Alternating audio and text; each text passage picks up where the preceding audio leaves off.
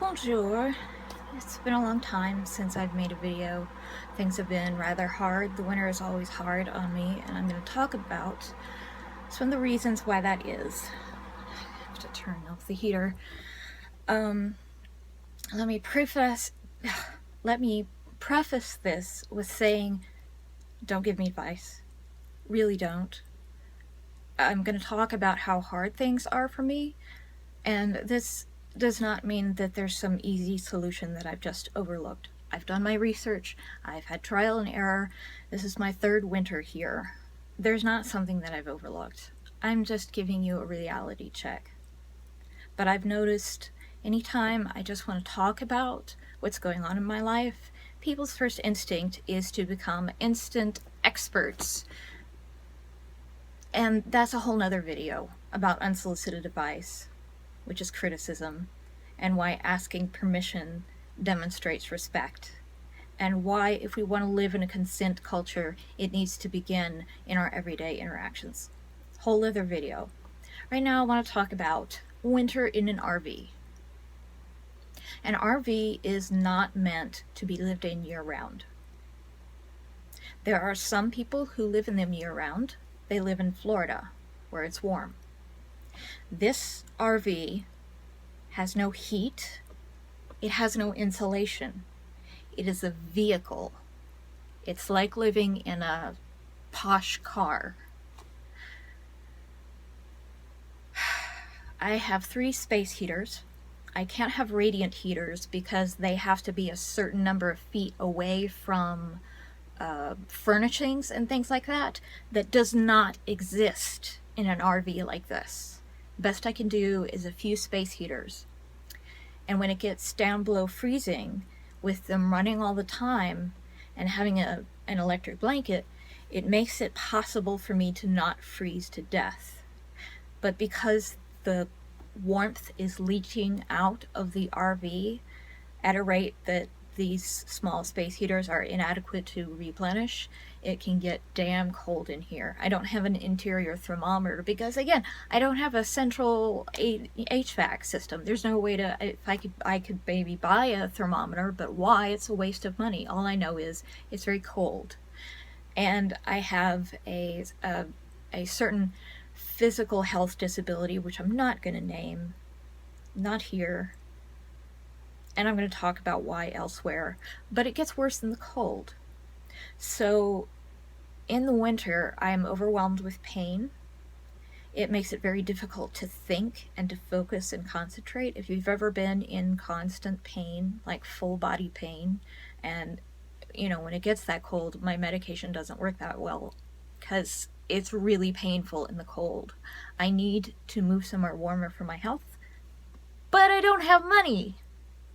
See how that works? Because I can't work for a living because I'm disabled, so I can't take care of myself and my disability because I don't have money because I can't work because I'm disabled. I can't work because I'm disabled, by the way. A lot of people seem to miss this thing when they try to give me career advice. I can't work because I'm disabled. Accept that I'm disabled, accept that I have done everything I can, accept that I know more about my disability than anyone else, and that I have a treatment team, and that I'm doing the best I can.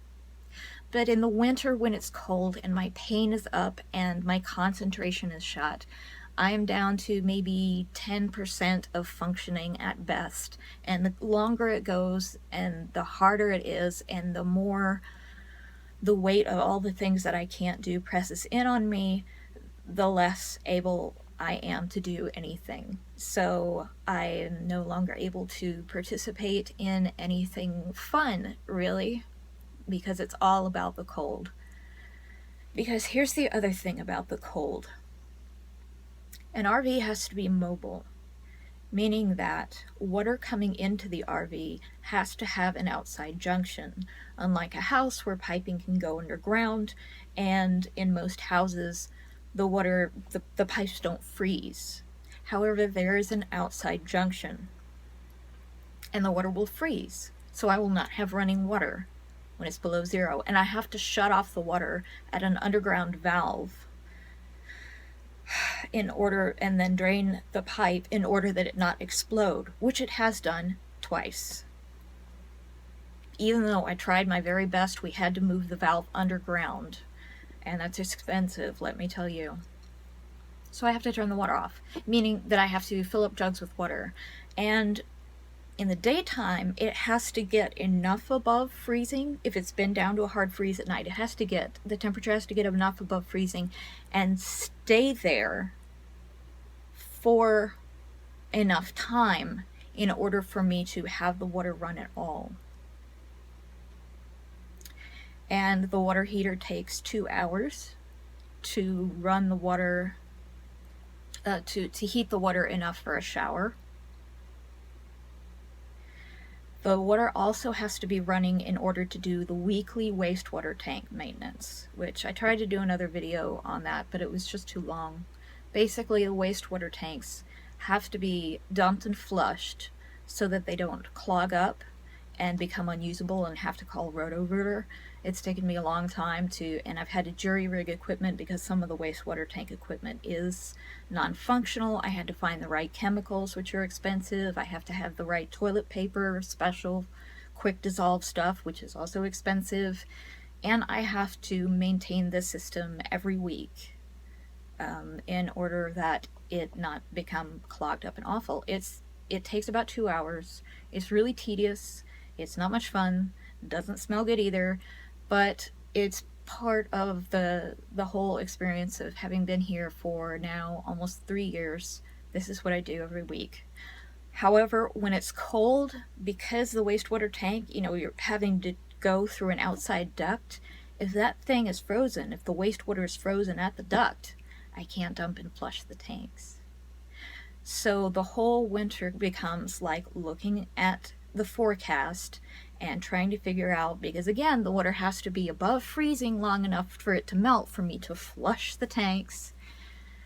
And it becomes this intricate dance of trying to have enough water to flush, to brush my teeth, and to stay hydrated, which is even harder in the winter and much harder just overall with the amount of medication I'm taking to try to keep my pain under control. And trying to plan out to have a shower and to dump the tanks and to do each of those things at least once a week. And sometimes I don't have the time to do them both on one day, but it also means that I have to be here at that part of the day in the middle of the afternoon and, have to prepare beforehand and do stuff afterwards. It can take up the whole day and all of my energy for that day because, as I said, when it's cold, I'm in a lot of pain. I have a lot less energy. I have a lot less spoons. And I'm less able to concentrate. I'm less able to do anything. And leaving the house when it's cold, it's kind of a trade-off. I do it when I have to get groceries and things, but when the cold gets really bad and I go out, sometimes it lays me up in bed for a couple of days afterwards because of the pain. I have in the past allowed people to invite me into their homes to live there over the winter. Both of these occasions ended horribly and traumatically for me. I'm still enormously angry. I'm no longer friends with those people. When I live with other people, and maybe this is just because they were old enough to be my parents, and I've kind of written off that entire generation. I kind of give them a side eye, and I'm like, I'd rather be friends with people more my current generation than people old enough to be my parents, because somehow, inevitably, many of them just treat me like a child. But when I lived with them, it got really awful. There were increasing boundary violations. There were increasing privacy violations. There were increasing interrogations. There were jokes that I said, I'm not okay with that. And I couldn't set boundaries with these people. They refused to respect my boundaries. And I didn't have any leverage in that situation. And if I tried to talk about that, then they got extremely defensive and angry. And I was having to live in this situation at the mercy of these people who, if things went bad, well, then they lost a house guest. If things went bad for me, I had to come back here. But it was humiliating. It is humiliating to live like that. I would rather live like this and have my autonomy, not have anyone invading my space or my privacy or insisting that I need to come out or judging me.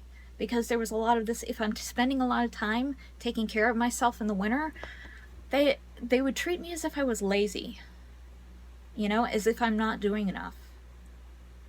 And somehow it just never gets through to them that no matter how healthy I look, I'm disabled. This isn't something that's going to go away just because you let me stay in your house. And it doesn't solve even my biggest problem.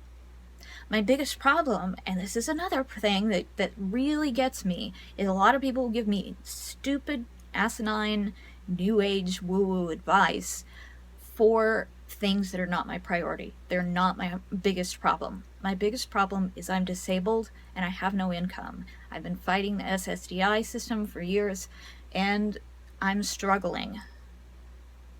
I have no income because I can't work because I'm disabled. I can't rely upon the charity of others, which is fickle, just as people are. I can't do that. This is why there are government programs for people who are disabled.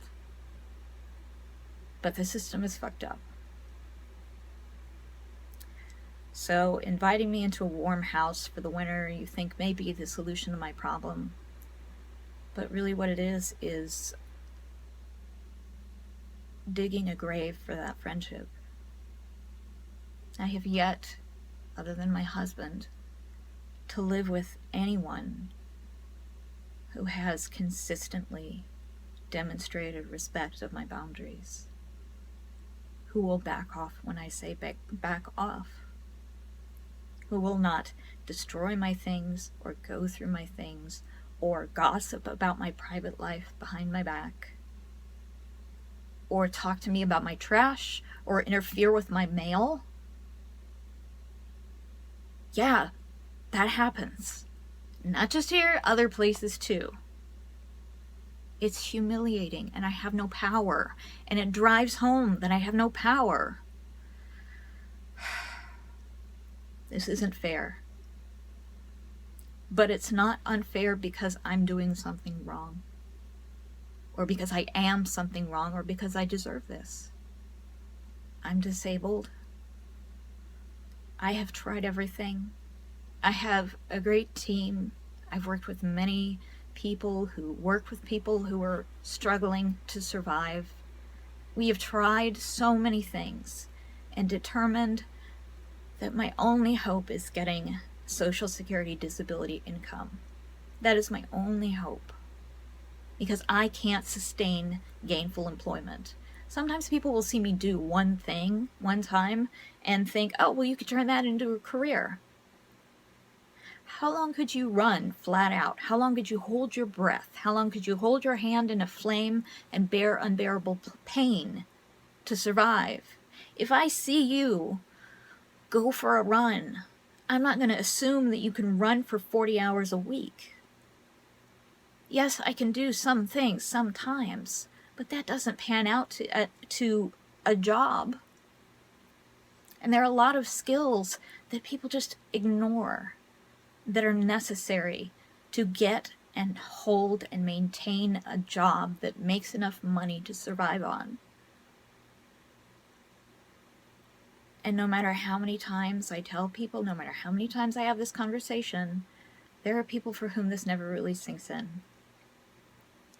And I think maybe part of it is just that they can't really empathize with a position other than their own, where there has always been some option. Or maybe it's just they look at me and they don't see my disability. And I have a lot more to say about that too. But in the meantime, I've been bad at returning emails and messages. I had a screw up with some medication that I was on that set me back badly. I think I'm on the right stuff now. But even with that, there's no medication that's going to fix my life. The problem isn't perceptual. So just saying, look on the bright side is not going to help. Or don't be angry. Being angry would be the only thing that would help me to let people know that this is unacceptable. The well-behaved women rarely make history thing, that's the same thing with people who are living really badly. And we get into respectability politics of, if you would just say things nicely, then we would give you what you want. This is a favorite thing for people with lots of power to do is, well, you're just not behaving right, and that's why you're not getting what you want. Because if we behave nicely, if we ask for things nicely, if we treat others nicely, it makes it that much easier for them to just ignore us, or argue with us, or wish us away. I'm not going to be quiet. I'm not going to be calm and I'm not going to be angry all the time, but I'm not going to be calm all the time either, because this is unacceptable, and I'm not going to accept this. My problems are not a problem of perception. My problems are not a problem of brain chemistry. My problems are my living situation is awful. And even as awful as all of this is, as everything I've just told you is, it is still the best of bad options. Because we like to think there's a lot more out there for people who are misfortunate, who are unfortunate, who are down on their luck, who don't have what you do. And the truth is, there's not really that much out there. And it doesn't work as well as you think it does. And there are a lot of people who slip between the cracks because they're not one thing and they're not another. And these programs are notoriously underfunded. And the people who work in them go through a revolving door.